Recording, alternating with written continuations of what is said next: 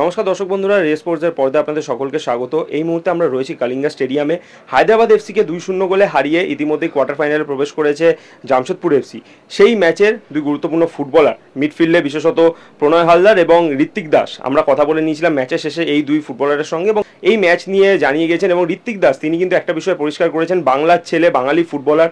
তাকে যখন প্রশ্ন করা হয়েছিল যে ভবিষ্যতে তিনি কখনো বাংলার দলগুলোতে খেলতে চান কিনা, তিনি বলেছেন যে অবশ্যই বাঙালি ছেলে, আমি বাংলার দলে তো ফিরতে চাই, তবে জামশেদপুরে ইতিমধ্যে রয়েছি, চাইবো যেন এই দলটা ভালো ফুটবল খেলে, কারণ সেমিফাইনালে মোহনবাগানের বিরুদ্ধে হারতে হয়েছিল, ফলে সুপার কাপটাকে আমরা বাকির চোখ করছি। অপরদিকে প্রণয় হালদার তিনিও বলেছেন যে এই সুপার কাপটাকে কিন্তু তারা চাইছেন ভালোভাবে খেলে প্রতিযোগিতা সেমিফাইনাল এবং ফাইনালে গিয়ে সুপার কাপটা চ্যাম্পিয়ন হতে। চলুন শুনে নেওয়া যাক প্রণয় হালদার এবং ঋত্বিক দাস কি বললেন তাদের মুখ থেকেই।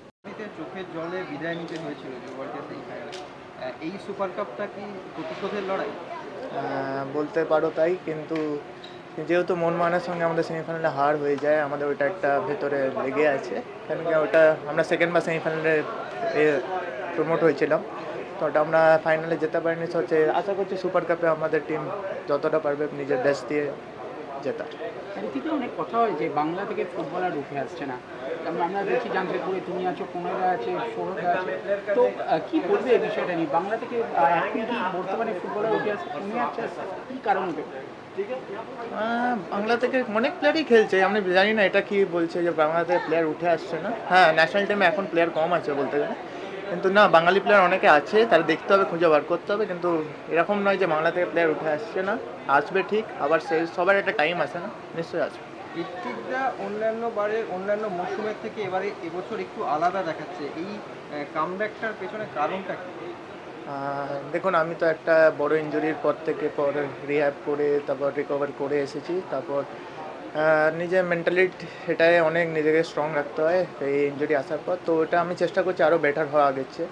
সো এটাই ভবিষ্যতে সুযোগ পেলে বাংলায় আবার ফেরার কোনো ইচ্ছে আছে? নিশ্চয়ই, বাংলার ছেলে কেন বাংলায় ফেরার ইচ্ছা না। প্রণয়দা, ফার্স্ট অফ অল আইএসএলে সেমিফাইনালে হারার পর এইবার কি ছেলেদের মধ্যে খিদেটা একটু বেশি যে সুপার কাপ নিয়ে এফসি স্লটটার দিকে কি তাকিয়ে সকলে? অবশ্যই, আমরা সেকেন্ড লেগে হেরে গেছি, সবাই জানো।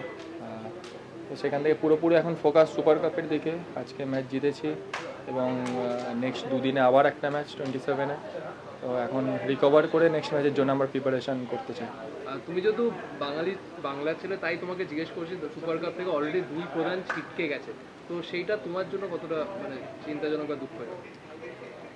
না, আমি কি বলবো, আমি এত দূরে থেকে আমি জানি না, তাতে ম্যানেজমেন্ট নিশ্চয়ই নেক্সট ইয়ারের জন্য হয়তো প্রিপেয়ার করবে। আমি আমার টিম নিয়ে ফোকাস করতে চাই এবং নেক্সট ম্যাচের জন্য প্রিপেয়ার। আর তোমার এই কামব্যাক স্টোরিটা নিয়ে যদি একটু বলো। আমরা সবাই জানি ইনজুর্ড ছিল, বাট সেখান থেকে ফিরে এসে এইবার যে একবারে নতুন সন্দেহ দেখছি প্রণয় হালদারকে, সেটা না, আমি আগেও বলেছি, আমাদের জেএফসি যে ম্যানেজমেন্ট, আমার যখন একটা ইনজুরি ছিল এসিএলের, তো সেখান থেকে মানে প্রচুরভাবে সাপোর্ট করেছে। আর এখানে মানে বলার কথা নয়, মানে কোচ থেকে শুরু করে ম্যানেজমেন্ট থেকে শুরু করে, এবং আমি নিজেও হার্ডওয়ার্ক করেছি, আমার ফ্যামিলির সাথে ছিল, এবং সবার আশীর্বাদে আমি ভালো করে খেলতে পারছি এবং এটা আমি কন্টিনিউ করতে চাই। কলিঙ্গা স্টেডিয়াম থেকে ক্যামেরা শুভম মণ্ডলের সঙ্গে সায়ন দে, রেস স্পোর্টস।